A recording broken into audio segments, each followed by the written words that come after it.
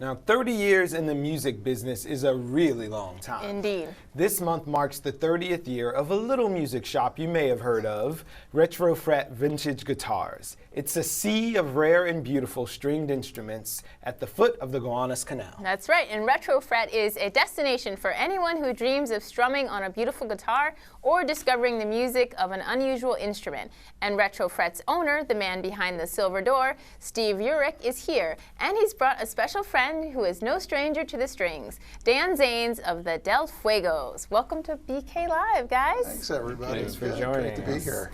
So 30 years is nothing to sneeze at. Not at all. I suppose. I mean, it's been an adventurous 30 years. Great, one location. And really? Dan's been a good friend of the shop and a client, and we've helped each other over the long haul. Has the time just flown by? Sometimes, some days, some days more than others. Today has been a quick day, Yeah. I've heard they say the days are long, but the years are short. I suppose. Indeed. Go on. I can't believe you've been in Gowanus neighborhood for 30 years. What was it like when you first got there? Well, I had a shop in Soho before that, Okay. in a loft, not dissimilar Right. to what I have now, and we just needed stable space and more space. Moved there. We moved into a building that had been the first and original ASPCA building in Really? Brooklyn. Wow. But I grew up in Brooklyn. I went to high school down the block at Brooklyn Oh, Tech, so nice. it's home turf for me. Right. Cool. So, Mr. Zanes, you've plucked some of the instruments there. How'd you find your way to Retrofret? I knew Steve from the West Village, and then I moved out to Brooklyn and started hanging around the shop, and things would break, and I'd go in and Steve, I need it tomorrow. Right. No pressure. Always happy to accommodate Dan any special requests and emergencies. Good guy. Yeah. So you have a lot of instruments. Who is your favorite guitar maker? I know That's a tough question. It's a hard question. It's like, what's your favorite donut? But oh gosh, very excited about some of the New York builders, or at least builders that started out in this area. Some in Manhattan, some in Brooklyn. We were also, our 30th anniversary, we're also marking the 180th anniversary of C.F. Martin coming to New York and setting up shop. We had a book signing last weekend, wonderful new publication. I think you have a copy there. Yeah. It's a beautiful book. It is. But he's one of the people that changed the course of guitar and music history. And in coming to New York, he was a Viennese guitar builder, came here in 1833, and suddenly was exposed to just a wide assortment of unusual piano builders. They called them forte pianos, and Spanish guitars, and French instruments, and English instruments, and developed what really became the modern guitar. Excellent. So maybe Martin would be your favorite? Certainly, it's certainly in the top 10. Okay. So Dan, as a musician, are you inspired walking into the store and looking at all the different things and finding new sounds and playing around with more unusual instruments? I'm definitely inspired, but I don't go in there and walk away feeling sick because I can't own these things. I remember I went to the Christmas party a couple years ago, and I was looking at out on the floor. There were about 60 vintage guitars from the last 150 years, and I was looking at them all, and I saw one over in the corner, and it was a Guild F30, which is the guitar I've had and played since I was 13. And I thought, that's the one I really want, and I already have it. How many guitars do you have? Because I know musicians like to collect. I just let go of a lot of instruments recently. I'm trying to get it down. So I have one steel string, my Guild, and I have one nylon string, which I brought with me today. Okay. Cool. A fine guitar that it is. And I have a mandolin that Steve went to Teaneck to Oh, that's right. Tenafly. Oh, yeah. We went and got that. Little field trip. So from like a dealer or a person who was selling it? Yeah, and a dealer and a friend, another friend of the shop. We all kind of know each other. Yeah. I think you're still happy with that. Yeah. My advice was sage, I hope. Yeah. I traded a bunch of rock and roll That's right. Guitar pedals for a mandolin. Oh, Really? nice. I love the Good mandolin. deal. It's a beautiful sound. So this is Really like a sweet. whole network that we're just getting included Oh, yeah. into. I know. You guys It's very crisscrossing the country looking for rare vintage instruments. Well, it's for me. I personally own one guitar. It Really? happens to be a Martin guitar, but we have, I think, 600 or 700 instruments in the shop. Really? So it's Oh my gosh, very I much a would come catch and by. release program for me. I like the hunt. What's the most expensive guitar out there, like on the market? Yeah. Oh, it is ranged. You know, there are guitars that, you know, celebrity instruments that might sell for $1 million, Right. but Yeah. there's a lot of range there. Okay. Yeah. There was a guy in Steve's shop who used to make lutes. And I went in there a few years ago and I said, "How did you get into lute making?" And he said, "Let's just say it was a series of bad decisions." Awesome. So you have a new collaboration coming up, right? You want to tell us a little bit about that? Yeah, I'm doing a program, a music education program with the Brooklyn Conservatory of Music, Right. here in Park Slope, and it's something that we're developing. It's a multicultural program. I'm working on it with Joy Merrily and Lonty Tom and the good people at the conservatory. And it starts in February for ages 8 months through 4 years, different Cute. categories. And it's called Dan Zanes House Party, Songs and Stories from America's Neighborhoods. So there's still time to sign up. There's still time to Great sign holiday gift to get your Yeah. kids' music education up. There started. we go. right? Yeah, exactly. It's an exactly. infomercial. I like that. I like It's a it. very good thing. Yeah. Okay. Yeah. There's also a live performance and a book signing at the store. Well, we just had that you on Saturday. Okay.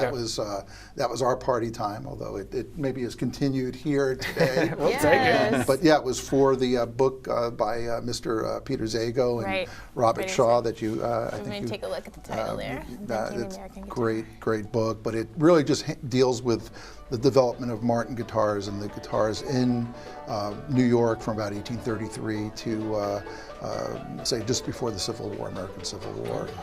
I think we're just going to have a listen for a few seconds. I think Yeah, some I like guitar that. is slowly making its way in. We're actually, I think this is a recording from the party. We had 3 really good friends of the shop. Oh yeah, there's they're there. Noam Pikelny, Punch Brothers. Playing a Martin guitar is Chris Eldridge and Dominic Leslie on mandolin. He just moved to Brooklyn. All those guys live in Brooklyn, by the way. So Is that's- Brooklyn like the place for guitar players now? I think it is. I think it always has been, but Right. especially now. They're just waking up Right. even. And the Brooklyn Guitar School is right here, right? Yeah, Park right Slope, here, which is right great. on Yeah, Fourth I've heard good Avenue. things about that Yeah. place. In fact, I'm the only person sitting at this table who's never played a guitar. So But it's never what too am I late. missing? What am It's I And that's never why we too have so late. many today. Look, you can have your first time. Right. It's a joyous experience. And it's not hard. Okay.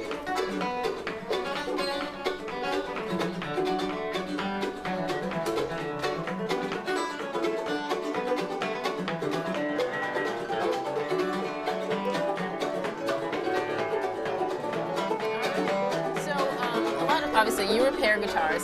Oh, not yet. Okay, sorry.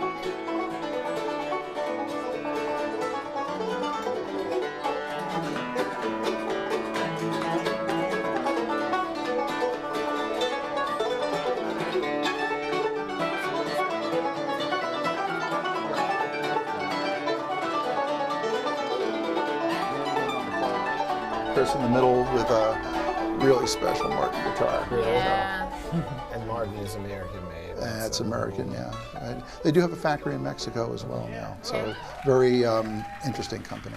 So Retrofret focuses on repairing guitars, and what types of repairs do you see? Typical. I've dropped my guitar, broke the neck before. Very sad so day. you already know from personal experience how tough that can be. Yes. But I started as a repairman, wide variety of instruments from violins to guitars. And eventually my clients started saying, well, I have this guitar I might want to sell. Maybe you know someone. And it was sort of a little bit of brokering, maybe a dozen instruments at a time. And it kind of got out of hand. You got out of hand. Got out of hand, yeah. Yeah. So now we do a fair amount of our work is setting up and repairing instruments that we're going to sell, and still room for all our clients, Right. beginners and not so beginner. And this is a very specific skill set. So how did you learn? I apprenticed with a violin Okay. maker in New York who was kind enough, when I was a teenager and knew very, very little about woodwork, to take me in. Right. His name was Mr. Eisenstein, and just terrific way to get my feet wet in the business. Right. Yeah. So let's hear one in honor of Mr. Eisenstein. Yes. Oh boy. God, and there's so many please. things here. You know, maybe Dan, do you mind playing the Wilkanowski? I think Yeah, that's let's do sort of that. a violin connection. All right. Let's see. Thank you, Thank Matthew. you. This passes along. This is not your typical looking guitar. Not at all. Sort of a cello-shaped body, violin-looking scroll. This was made by in Brooklyn, in Greenpoint, by a man named William Wilkanowski in about 1938. And he was a trained and award-winning violin builder, traditional violin builder, who started developing some archtop guitars for the jazz market. The neck is made out of cast aluminum, so way ahead of his time. But a terrifically made guitar and a very interesting sound. It's pretty. Yeah, Sure is. I mean, as any violin maker would do, just like as super an select object, wood. That's gorgeous. What type of wood is that around? Is it it's Like a fruit tiger? wood? You know, just The tiger, it's actually Carpathian elm. Hello. fancy. Not- Very, not- where's that from? I've From the never. banks of the Gowanus. Right. There we go. Yes, yes, I would believe that would be an import wood. yes.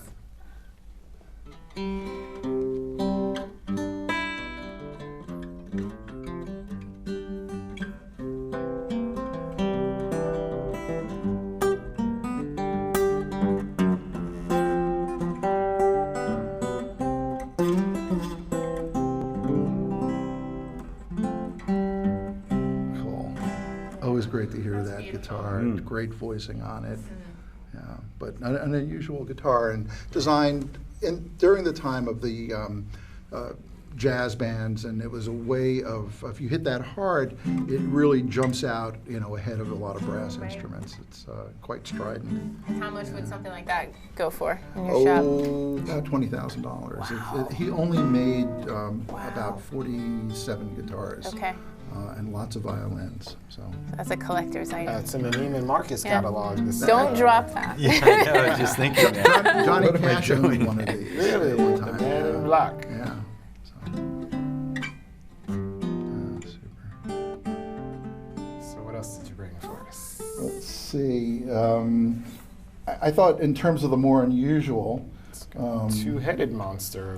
Yeah. Wow. This also made in New York. Charles Bruno and Company.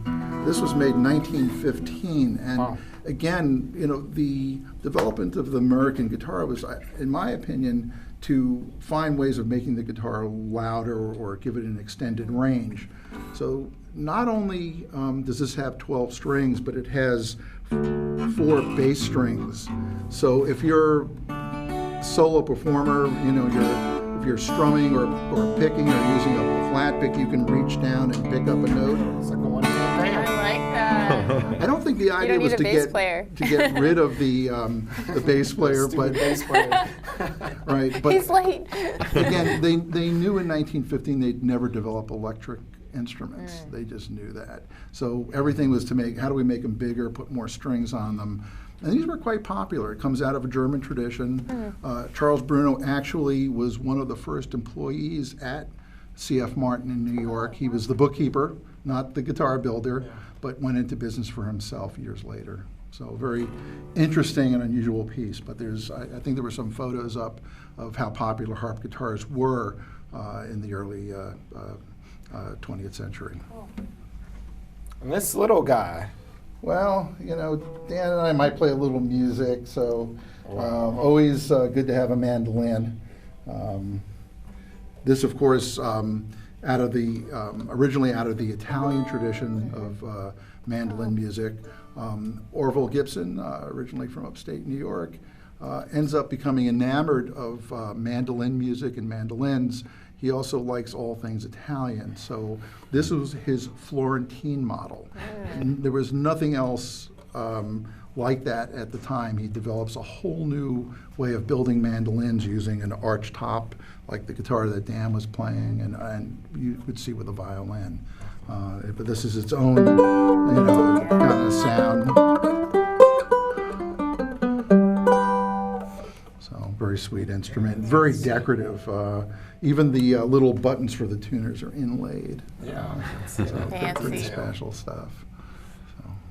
Thank you for bringing your friends Sure, along. yeah. I have more, you know. It's, At least 600 others waiting I at the know. shop. Definitely gotta come and take a look. So I heard a nasty little rumor that you guys might play us out today. It could very well be. You up for that? Sounds good. Yeah. Cool. Hey, Robin, now that we know you play, what, Yeah. I don't know if I want it's to just CFG. CFG. Yeah. Okay.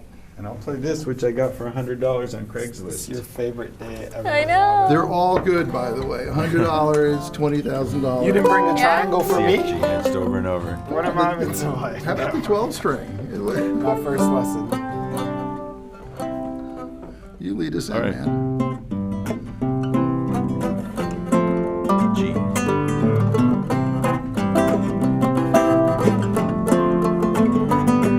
Everybody's talking about a day past the lakes. Let's get our bags and guitars and all the food that we can take. I'll meet you on the corner when the sun decides to break. Come on, catch that train. Come on out and catch it. Catch that train. Well, I don't mind the station, I don't mind going underground. I kinda like the symphony of 1,000 different sounds. In another 20 minutes, we'll all be country bound. So catch that train. Come on out and catch it. Catch that train. All right, take it away.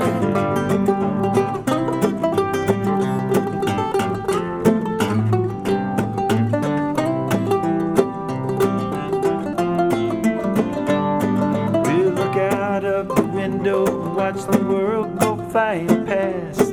Every river, town, and village as they come and go so fast. We're gonna fill the day with memories, and I know they're gonna last. So come on, catch that train. Come on out and get it. Catch that train. Come on, catch that train. We'll all be country bound. Catch that train.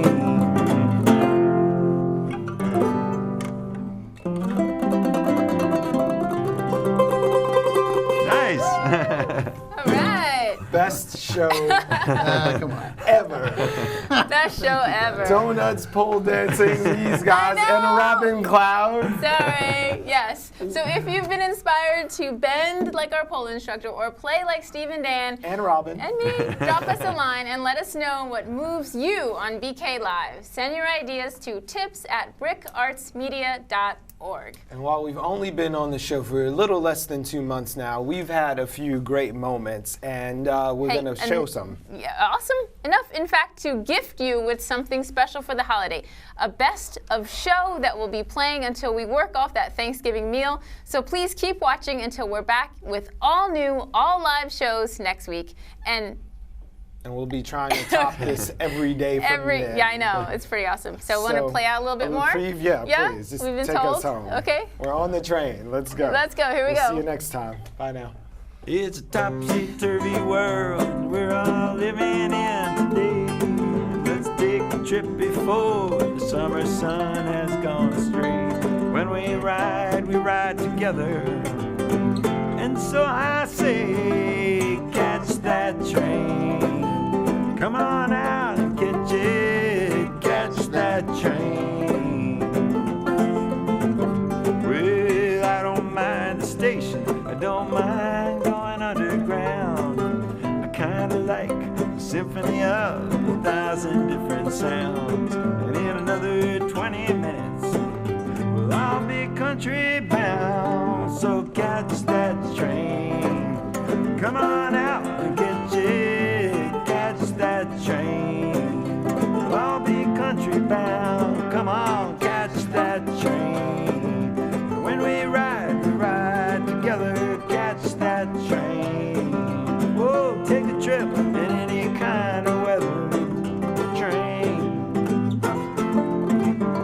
Come on, catch that train.